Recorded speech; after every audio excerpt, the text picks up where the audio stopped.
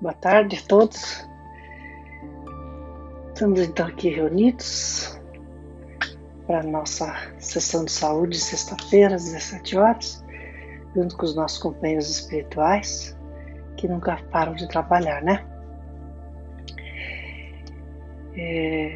Reunimos então aqui, pedindo a bênção de Jesus e fazendo a prece do nosso Pai. Pai nosso que estás no céu, santificado seja o vosso nome. Venha a nós o vosso reino, seja feita a vossa vontade, assim na terra como no céu. O pão nosso de cada dia nos dai hoje. Perdoai as nossas ofensas, assim como procuramos perdoar a quem nos tem ofendido. Não nos deixeis cair em tentação e livrai-nos do mal. Graças a Deus e graças a Jesus. Eu queria trazer novamente o assunto sobre a convivência em família, sobre a família corporal e a família espiritual, né? Estamos numa época difícil em que os familiares, pelo isolamento, muitas vezes têm que ficar juntos, né? Familiares que já vinham às vezes tendo problemas de relacionamento e esses problemas podem ter se acirrado, né, pelo fato das pessoas estarem mais tempo juntas agora, né? Então são relacionamentos complicados, né? Às vezes até agressivos, né? São pessoas que ficam sempre num embate, né? Críticas, brigas, desentendimentos, mágoas,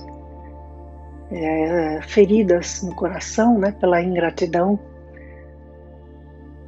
e muita crítica, falta de indulgência, falta de tolerância. Somos muito difíceis, né? Sempre queremos ter razão, né? E isso tudo nos faz voltar, né, aos ensinamentos do Evangelho, que nos ajudam muito, né, para que a gente possa entender essas situações, né? E na medida em que a gente entende, a gente se resigna mais, né? A gente aceita mais, né? Entende e procura até nos corrigirmos, né? Nós procuramos nos corrigir, né? E cultivar nossa tolerância, né? Porque ainda não conseguimos, né? Sempre somos a vítima, o outro que é o culpado, né? E à luz do Espiritismo, muita coisa fica mais clara. Então vamos dar uma lidinha aqui, no capítulo 14, honra a teu pai e a tua mãe. Quem é minha mãe? Quem são meus irmãos? E vieram à casa e concorreu de novo tanta gente que nem mesmo podiam tomar o alimento. E quando isto ouviram os seus, saíram para o prender, porque diziam, ele está furioso. E chegaram sua mãe e seus irmãos, e ficando da parte de fora, o mandaram chamar. Jesus, né, estava sentado à roda de um crescido número de gente, e lhe disseram, olha que tua mãe e teus irmãos te buscam aí fora. E Jesus respondeu dizendo, quem é minha mãe e quem são meus irmãos? E olhando para os que estavam sentados à roda de si, eis aqui, lhes disse, minha mãe e meus irmãos, porque o que fizer a vontade de Deus, esse é meu irmão, e minha irmã e minha mãe. Isso é de Marcos, né?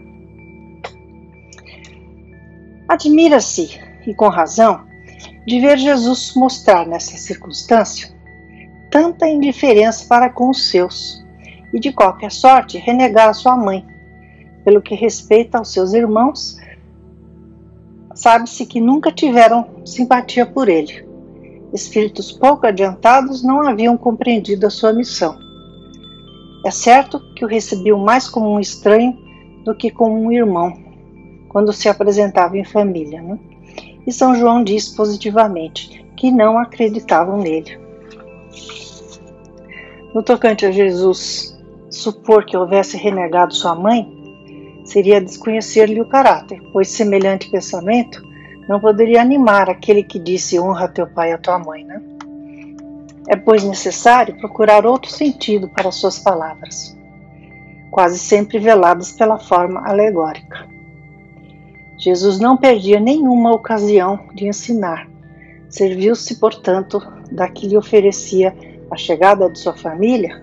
Ele aproveitou dessa oportunidade, né, para estabelecer a diferença entre o parentesco corporal e o parentesco espiritual.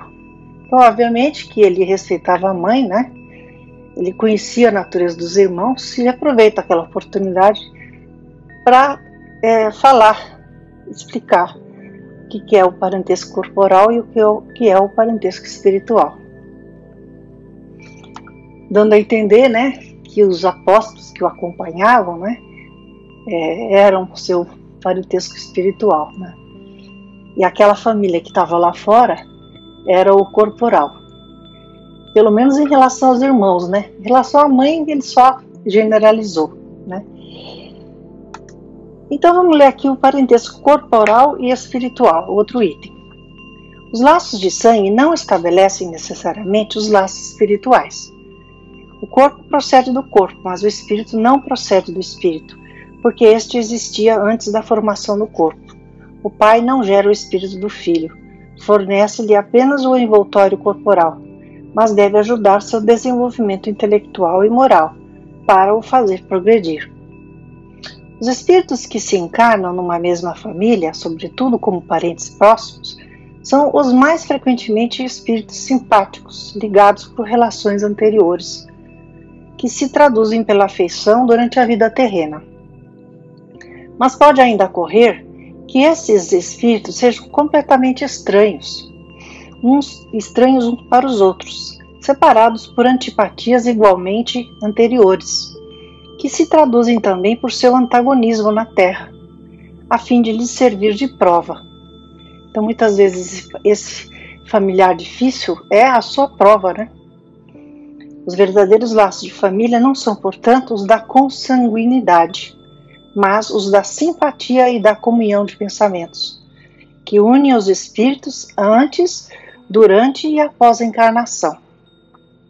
Donde se segue que dois seres nascidos de pais diferentes podem ser mais irmãos pelo espírito do que se o fossem pelo sangue. Muitas vezes um amigo, né, é um irmão pelo espírito, né, mais do que aquele irmão que você tem em casa pelo sangue.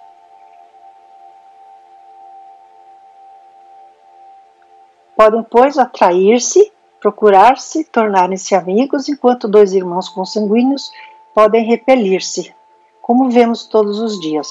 Problema moral que só o Espiritismo podia resolver pela pluralidade das existências. Há, portanto, duas espécies de famílias, as famílias por laços espirituais e as famílias por laços corporais. As primeiras, duradouras, fortificam-se pela purificação e se perpetuam no mundo dos espíritos, através das diversas migrações da alma. As segundas, frágeis como a própria matéria, né, extinguem-se com o tempo e quase sempre se dissolvem moralmente desde a vida atual. Muitas vezes as pessoas se separam e nem se veem mais, né? As pessoas da mesma família. Foi o que Jesus quis fazer compreender, dizendo aos discípulos: eis minha mãe e meus irmãos, ou seja, a minha família pelos laços espirituais. Pois quem quer que faça a vontade de meu Pai que está nos céus é meu irmão, minha irmã e minha mãe. A hostilidade de seus irmãos está claramente expressa no relato de São Marcos, né? Desde que, segundo este, eles se propunham a apoderar-se dele, sob o pretexto de que perderam o juízo, avisado de que haviam chegado, e conhecendo o sentimento deles a seu respeito, era natural que Jesus dissesse, referindo-se aos discípulos em sentido espiritual: eis os meus verdadeiros irmãos. Sua mãe os acompanhava e Jesus generalizou o ensino, o que absolutamente não implica que ele pretendesse que sua mãe, segundo o sangue, nada lhe fosse segundo o espírito, só merecendo a sua indiferença. Sua conduta em outras circunstâncias provou suficientemente o contrário. Muito bem. Depois, um pouco mais para frente, diz assim: Deus não faz as provas superiores às forças daquele que as pede, só permite as que podem ser cumpridas. Isso em relação a nós temos os familiares como prova, né? Se isso não se verifica, não é por, ou seja, ele só permite as provas que podem ser cumpridas. Se isso não se verifica, não é por falta de possibilidades, mas de vontade. Então, muitas vezes a prova não é suportada, não é porque a gente não consegue, mas é porque a gente não quer, né? Pois quantos existem que, em lugar de resistir aos maus arrastamentos, neles se comprazem?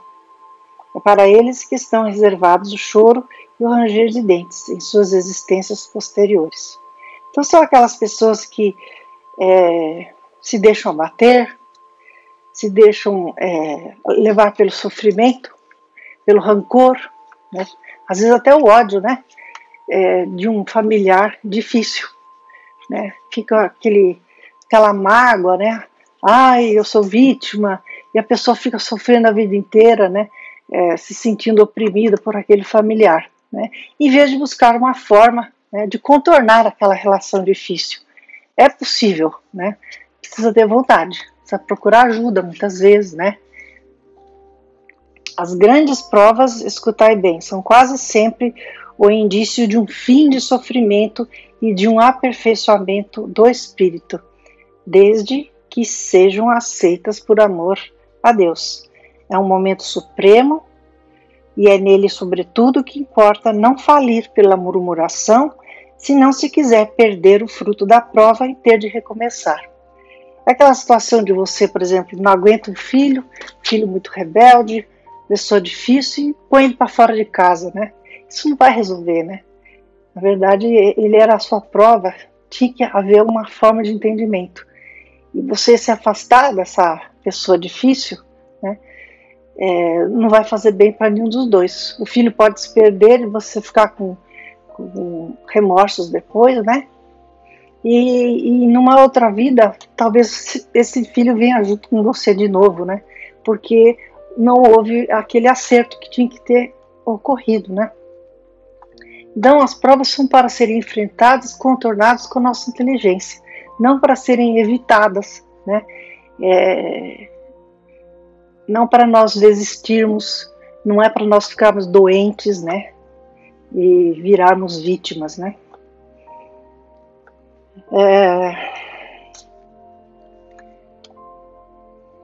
É um momento supremo e é nele, sobretudo, que importa não falir pela murmuração, como eu já li, né? Se não quiser perder o fruto da prova e ter de recomeçar.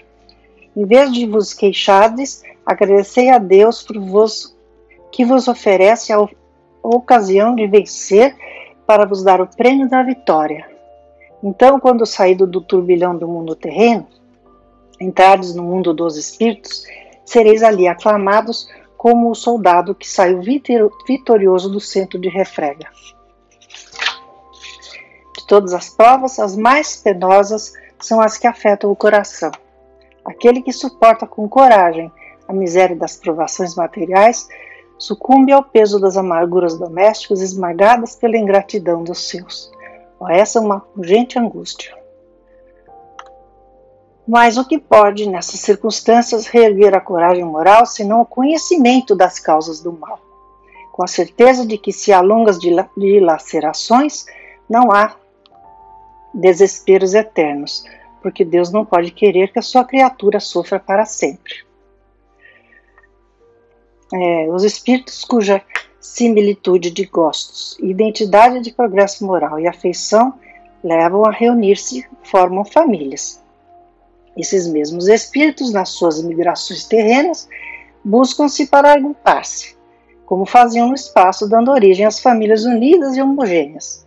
E se nas suas peregrinações ficam momentaneamente separados, mais tarde se reencontram felizes por seus novos progressos. Então, os espíritos, aliás, as famílias espirituais, elas normalmente estão juntas. Existem encarnações que não, mas depois elas voltam a se reencontrar, né?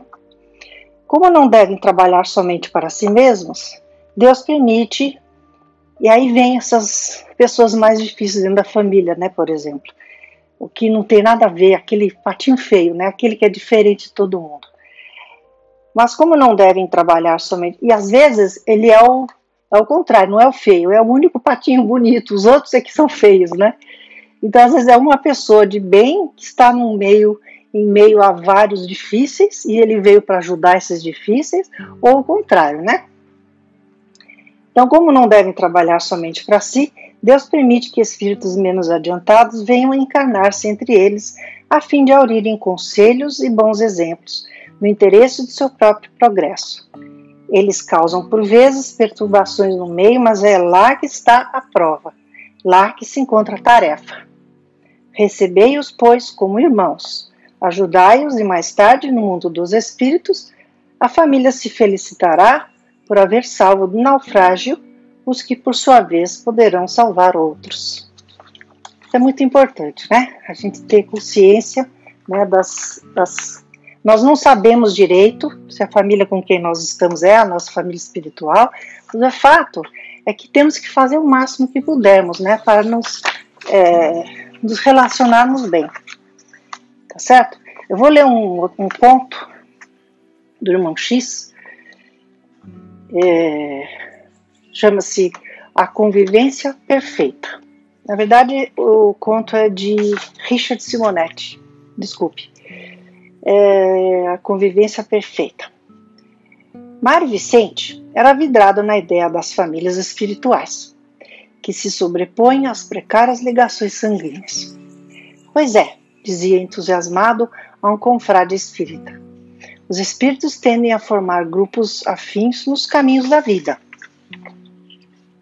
Reencarnam juntos? Perguntou o amigo. Sim, sempre que possível, compondo lares ajustados e harmônicos, um por todos, todos por um. Você vive com sua família espiritual? Perguntou o amigo. E Mário Vicente esboçou um sorriso triste. Quem me dera, lá em casa, nosso relacionamento funciona mais na base de cada um por si e Deus por todos. Estamos longe de um entendimento razoável. É muita discussão, muita briga. Somos velhos adversários amarrados pelo sangue a fim de nos reconciliarmos. Recebeu alguma revelação? Perguntou o amigo. Tipo assim, para saber que não era sua família espiritual, né? Aí ele fala, não, nem preciso disso. Basta observar os nossos conflitos. A barra é pesada? Bem, não é tanto assim.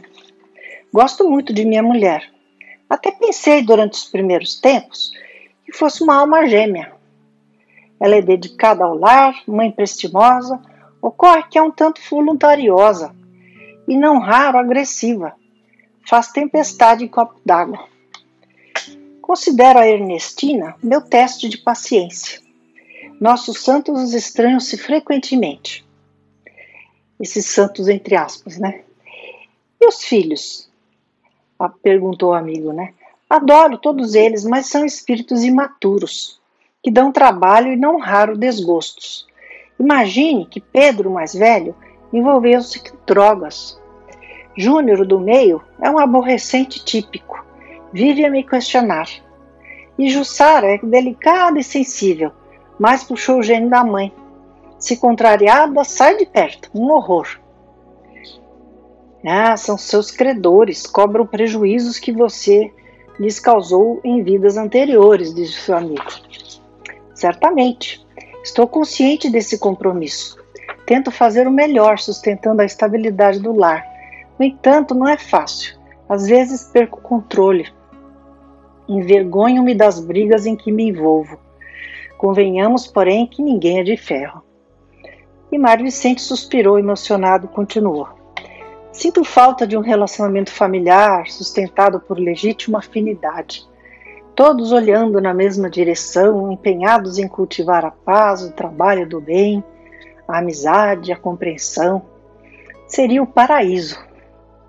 Vejo-me como um retardatário preso a compromissos decorrentes de besteiras que andei cometendo. purgando meus débitos. Certamente aprontei muito no passado. E o amigo pergunta: espera alcançar essa família espiritual? Claro, disse Mário. Hei de cumprir minhas obrigações fazendo o melhor, a fim de merecer um retorno ao convívio de meus queridos em estágios mais altos. Tenho convicção de que uma companheira muito amada espera por meu sucesso nas provações humanas para nos reunirmos. Animado por seus sonhos, Mário Vicente esforçava-se para superar as dificuldades de relacionamento junto à esposa e filhos. Tolerava suas impertinências, fazia de tudo para ajudá-los, exercitava carinho e compreensão. Mas sempre com essa ideia, né? Ele fazia isso achando que teria então mérito para se encontrar com a sua família espiritual, né? Não, então na verdade era uma dedicação por interesse, né? O atendimento dos compromissos junto à família humana haveria de lhe proporcionar o sonhado reencontro com a família espiritual. Passaram-se os anos, os filhos casaram, vieram netos, ampliou-se o grupo familiar, sucederam-se os problemas, mas nosso herói até que conseguiu sair-se relativamente bem, acumulando méritos. Ao completar 72 anos, regressou à pátria espiritual. Espírito esclarecido, não teve dificuldade para reconhecer-se livre do escafandro de carne, amparado por generosos benfeitores. Após os primeiros tempos, já adaptado à nova situação, procurou o dedicado orientador da instituição socorrista que o abrigara. Foi logo pedindo, inspirado pelo ideal que acalentava. Estimaria, se possível, né? Foi pedir para o espírito que o recebeu, né? Estimaria, se possível, receber notícias de minha família espiritual. E o espírito fala: seus familiares estão bem, nas lutas de sempre, sofrendo e aprendendo como todos os homens. Aí o Mário fica espantado e fala: estão reencarnados? Pensei que os encontraria aqui. Você conviveu com eles até alguns meses atrás. Não sabe que continuam na Terra? Não, eu não me refiro à família humana, disse Mário. Anseio abraçar os entes queridos de priscas eras, sobretudo a amada perdida nas brumas do passado. O mentor sorriu e disse: falou bonito, Mário, mas está equivocado, meu amigo. Sua família espiritual é aquela que lhe marcou a experiência na carne. Sua esposa é uma alma de eleição. Os filhos são antigos companheiros de jornada evolutiva. Desde remoto passado, vocês vivem experiências em comum. Mas e os nossos problemas de relacionamento? E o espírito do mentor fala, né? Haveriam de experimentá-los mesmo que se transferissem para a esfera do Cristo.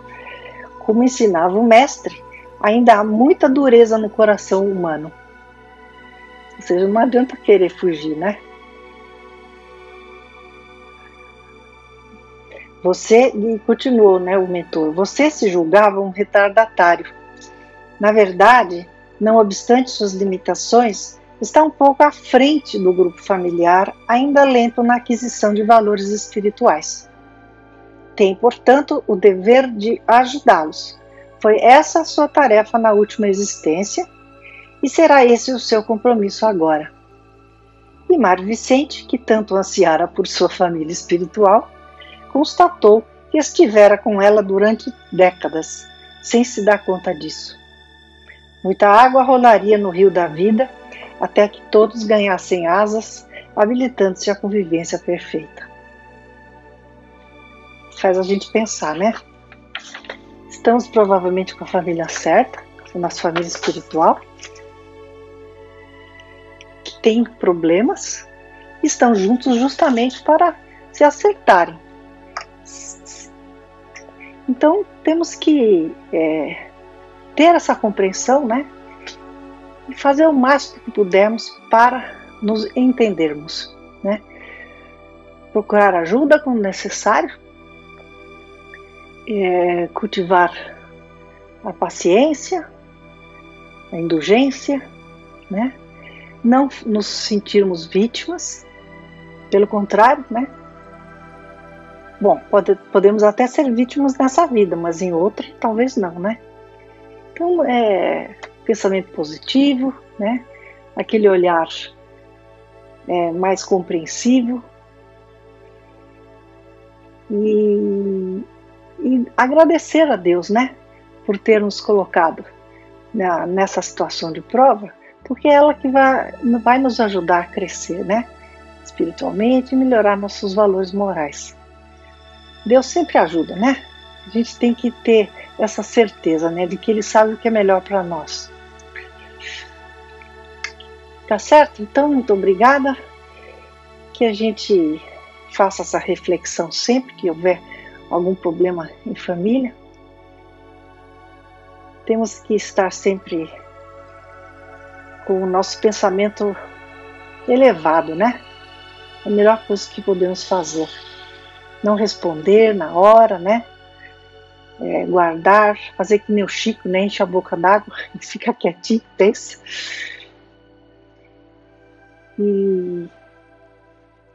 Então vamos encerrar, dando graças a Deus por tudo que Ele faz por nós, que possamos ter essa compreensão sempre, né?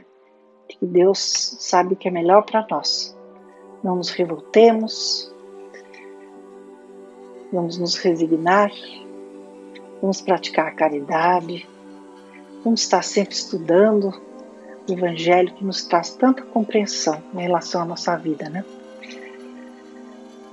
Que Deus ampare a todos que sofrem nesse mundo, nos fortaleça na fé e que sigamos em paz. Pai nosso que estás no céu, santificado seja o vosso nome. Venha a nós o vosso reino, seja feita a vossa vontade, assim na terra como no céu. O pão nosso de cada dia nos dai hoje. Perdoai as nossas ofensas, assim como procuramos perdoar a quem nos tem ofendido. Não nos deixeis cair em tentação e livrai-nos do mal. Graças a Deus e graças a Jesus. Boa semana para todos.